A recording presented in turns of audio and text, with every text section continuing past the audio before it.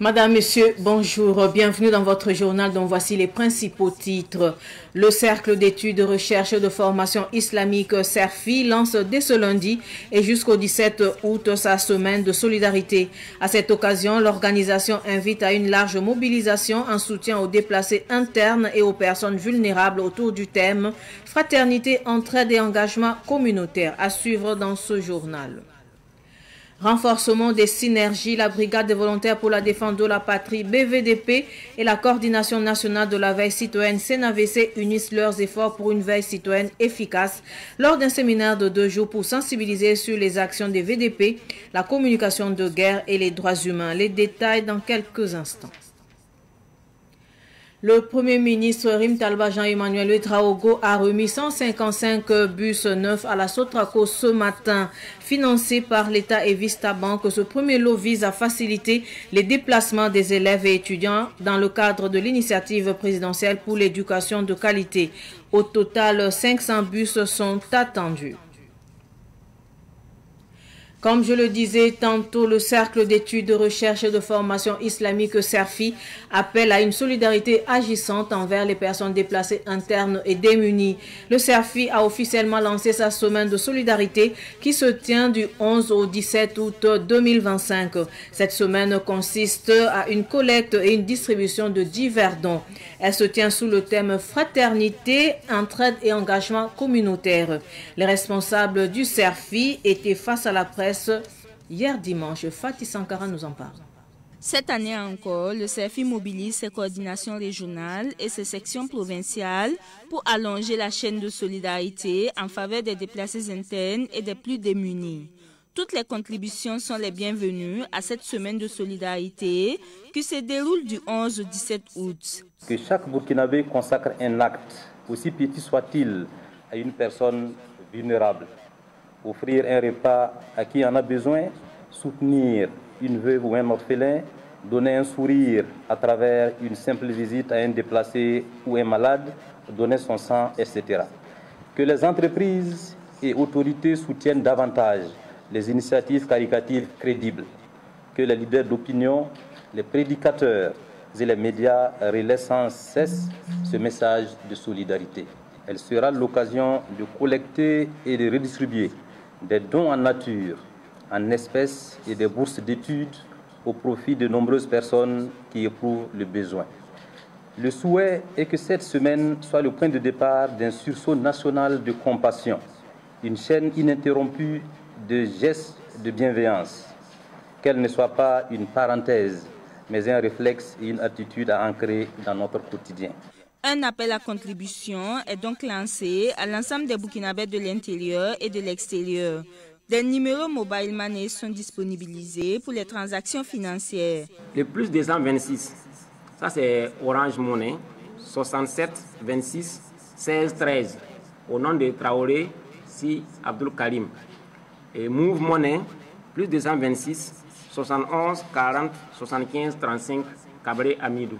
Plusieurs activités comme un don de sang le 16 août, des visites aux malades, des dons au CSPS de Bassinco et à un orphelinat sont prévus à cette semaine de solidarité. Direction la région de Nando, dans le cadre de l'initiative présidentielle pour la production agricole et l'autosuffisance alimentaire au Burkina Faso, la commune de Kokologo, dans la province du Bourg-Kiamdé, a bénéficié de l'accompagnement de l'État. Pour la circonstance, une grande superficie risicole a été aménagée dans le bas-fond de Baziri. Shérif Boukari Dianda. Ce sont plus de 300 riziculteurs qui exploitent le bas-fond de Baziri. À notre arrivée sur les lieux, nous avons été reçus par 2 responsables chargés de l'exécution des travaux. L'un des responsables, Ludovic Sawadogo, adjoint du chef de chantier, évoque quelques difficultés liées à l'exploitation de ce bas-fond. C'est des initiatives présidentielles. Par rapport à ça, nous sommes venus pour l'aménagement de ce bas-fond. Au total, nous avons réalisé 42 hectares. Les difficultés rencontrées, c'est surtout question de cailloux, que nous on appelle les melons techniquement, par rapport à l'enrochement de nos diguettes qu'on a réalisées dans le bas-fond. Une mission de la présidence du Faso était ce jour-là au bas-fond. des investisseurs étrangers étaient de la partie afin de constater de visu les productions. Alors, cette visite entre dans le cadre d'une mission de la présidence qui est passée avec le conseil spécial Abdelrahmane Konaté, ainsi que des partenaires et des investisseurs qui sont venus. Et ils ont voulu donc regarder un peu ce que les producteurs font tout autour. Et ils avaient donc choisi de passer dans ces bas-fonds pour échanger de vive voix avec les producteurs, voir dans quelle mesure ils peuvent aussi apporter aux besoins donc leur accompagnement. Après quelques explications fournies par Djibril Tiéné, chef de zone de Kokologo, place à une visite guidée du bas-fond. Inoussa Ouedraogo, coordonnateur technique de l'initiative présidentielle pour la production agricole et l'autosuffisance alimentaire, exprime sa satisfaction au terme de la visite. Malgré donc les caprices pluviométriques, voir un bas-fond qui se tient comme ça, c'est que vraiment il faudra les tirer les chapeaux, remercier les agents d'encadrement et tous les techniciens qui sont là qui travaillent pour que vraiment cette réalité puisse voir les jours. Cette visite est une invite à mieux faire pour la réussite de l'initiative présidentielle, selon Djibril Tiéné, chef de zone d'appui technique de l'agriculture de la commune de Kokologo. Merci à la délégation qui est venue de la présidence pour visiter un peu les activités que nous menons ici. Ils sont venus avec des étrangers pour venir vous montrer un peu les technologies appliquées ici. Nous, en tant qu'agents, ça nous donne encore plus de courage d'aller de l'avant dans ce que nous faisons. Le bas-fond de Baziri, dans la commune de Kokologo, s'étend sur une superficie de 42 hectares avec 320 exploitants, dont 230 femmes et 90 hommes. Je le disais également en titre, la Brigade des volontaires pour la défense de la patrie BVDP renforce sa collaboration avec la coordination nationale de la veille citoyenne CNAVC. La BVDP a sensibilisé les acteurs de la veille citoyenne sur les actions des VDP, la communication de guerre et les questions des droits humains. C'était au cours d'un séminaire tenu jeudi et vendredi dernier. Le compte-rendu de Fatih Sankar.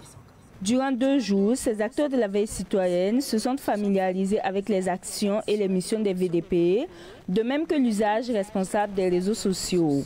Les Wahiniens ont été aussi outillés sur la communication en temps de guerre et sur les droits humains. Nous avons montré aux associations de la veille citoyenne le piège malicieux, malheureusement souvent tendu par les terroristes, et les amener à comprendre cela de sorte à les éviter dans le cadre de leurs actions de soutien aux volontaires pour la défense de la patrie. Nous sommes revenus sur les exemples de bonnes pratiques de collaboration entre les associations de la veille citoyenne et les volontaires pour la défense de la patrie. Et à travers cette thématique, nous avons montré ce qui peut être fait pour accompagner utilement les volontaires pour la défense de la patrie sur le terrain de la lutte contre le terrorisme, et quelles sont aussi les pratiques qui peuvent malheureusement décourager, démotiver, démoraliser les VDP dans le cadre de leurs actions de lutte contre le terrorisme. L'objectif ultime de ce séminaire est de renforcer la collaboration entre les VDP et les membres de la veille citoyenne. Nous avons bien voulu commencer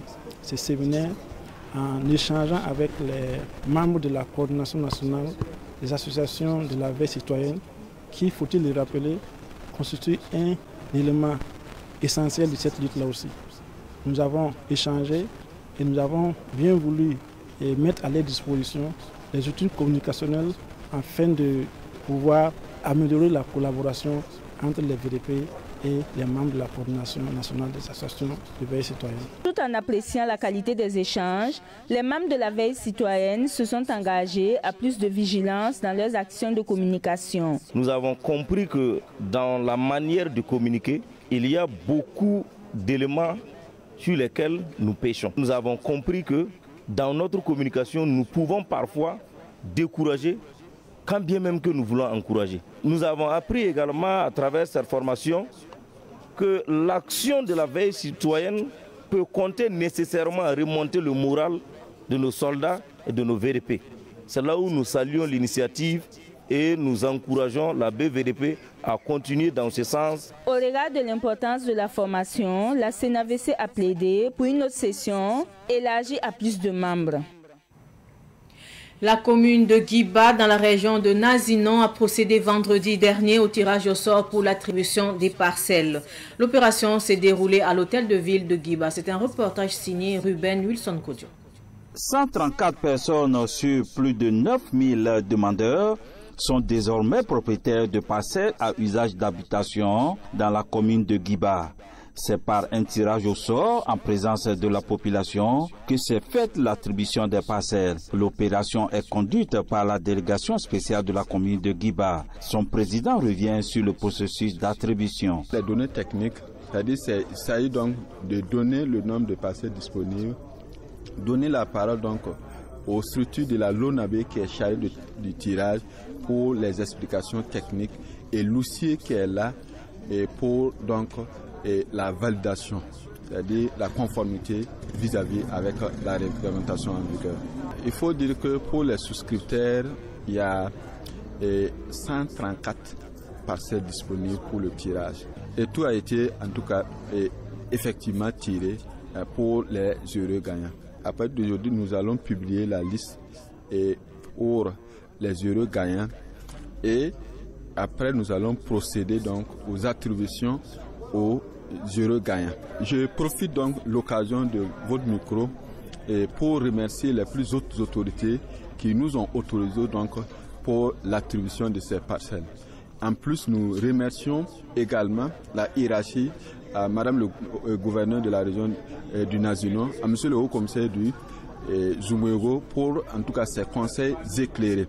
Merci également au conseil et aux délégations spéciales pour leur accompagnement et ainsi qu'à Sa Majesté le Moro Naba Bongo qui vraiment nous a accompagnés pour l'aboutissement de ce long processus qui avait démarré depuis 2004. Nous pouvons dire que, en tout cas, le développement de Guiba vient donc d'être décollé. Ce processus qui a débuté en 2004 prend ainsi fin au grand bonheur des populations. Bon, je suis totalement satisfait.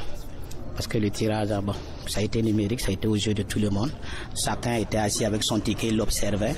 Bon, après, ils nous ont dit que c'est fini, le nombre de parcelles. Bon, ils ont regardé le nombre de tireurs aussi, le nombre de parcelles, ils ont dit que c'est bon. Bon, ils ont pris une marge de 10 personnes, soit disant que bon, si toutefois les lauréats n'ont pas pu payer les taxes, on va les remplacer par les 10 personnes. Sinon, tout le monde est satisfait. Nous avons attendu longtemps. La délégation spéciale, ce que nous pouvons dire, c'est les féliciter. Les féliciter parce que bon, depuis fort longtemps, on a attendu le lotissement de Guiba qui a tant traîné. Et Dieu merci, par le biais de cette délégation, bon, on peut dire que Guiba est loti à partir d'aujourd'hui. Oui, on est satisfait parce que bon, c'est quelque chose de chance. Comme c'est quelque chose de chance, bon, on est satisfait, il n'y a pas de problème. Parce qu'on voulait que les choses soient claires, en tout cas avec la LONABE, tout est clair, donc on est content. Les bénéficiaires se verront affecter leur numéro de parcelle dans les prochains jours, rassurent les autorités communales. Parlons de contribution à l'initiative présidentielle Faso Mebo. Avant de clore cette édition d'information, l'association Ryan Mangré des ressortissants de Moméné et environnants vivant à Ouagadougou apporte une tonne de ciment à l'initiative présidentielle Faso Mebo. Moméné est un village de la commune de Zimtenga dans la province du BAM. La remise du don a eu lieu hier au lycée Philippe Senda Kaboré. Les détails avec Abdoulaye Kinda. La tonne de ciment remise à Faso Mebo par l'association Ryan Mangré des ressortissants de Moméné et villages environnants s'inscrit dans le cadre de leurs activités annuelles. Les membres de l'association ont également prêté main forte à l'initiative présidentielle Faso Mebo. Nous sommes ici à Faso Mebo pour accompagner la vision du chef de l'État. Nous avons fait un don du ciment. Au-delà du don en nature, nous avons également contribué à en tout cas, les travaux manuels qui se mènent ici. Donc vraiment, c'est remercier les uns et les autres pour avoir effectué le déplacement, pour avoir sacrifié en tout cas de leur temps et de leur, en tout cas, leur énergie et également leurs finances pour pouvoir soutenir l'initiative qui tient à cœur tous les Burkinabés patriotes et épris vraiment de développement pour notre chère patrie. Nous invitons l'ensemble des Burkinabés également à accompagner l'initiative, que c'est pour nous tous, c'est pour notre développement et c'est ça aussi le développement endogène. L'association a été créée il y a une vingtaine d'années. Elle œuvre dans le social. Ainsi s'achève cette édition d'information. Merci de rester fidèle au programme de Savane TV. Au revoir.